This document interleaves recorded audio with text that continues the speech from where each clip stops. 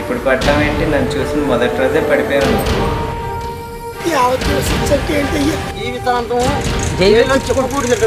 మీలాంటి వయసు పిల్లల వల్లనే మాలాంటి చిన్నపిల్లలు చెడిపోయారు. మా పుట్టింటోళ్ళు ఇచ్చారు 6 ఎకరాలు. లేదే, ఎప్పుడు నాలో నేను ప్రేమించుకోవడమే సరిపోతుంది. మా బావే కదే, నన్ను తప్పితే ఇంకెవరు చేసుకుంటారు? అలాంటి తీసి నేను ప్రేమలో పడిపోయానంటావా? ఏంటో మేము చాలాస్తాం. ఏమన్నా ఇది విన్నారా? నిన్ను ఈడ్చి కొడతా ఏమనుకుంటున్నావు? ఊరంతా కోడెక్కొస్తుందండి.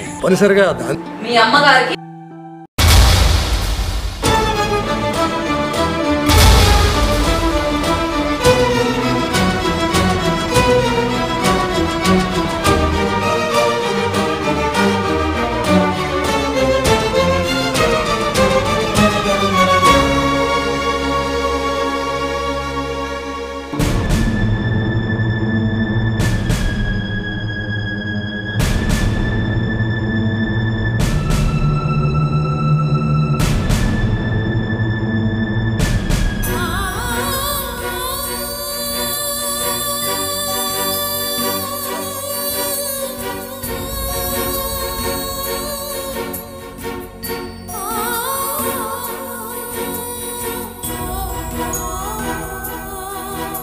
చిన్నదైనా ఎంత చక్కగా తెలివిగా మాట్లాడింది వదినా.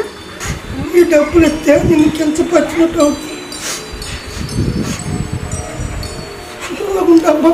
వాడికి యావజ్జీవ శిక్ష పడడం ఖాయం. ఇప్పుడు కూడా తను చెప్తేనే నేను ఇక్కడికి వచ్చాను. ఇంకొకటితో చంపు ఏంటి? ఈ రోజుల్లో చదువు చాలా ముఖ్యం వీరయ్య. మనవాడే కదా. ఏం చేస్తాడు? ఏంటి శివాలయం పూజారికి రామాలయం పూజారికి?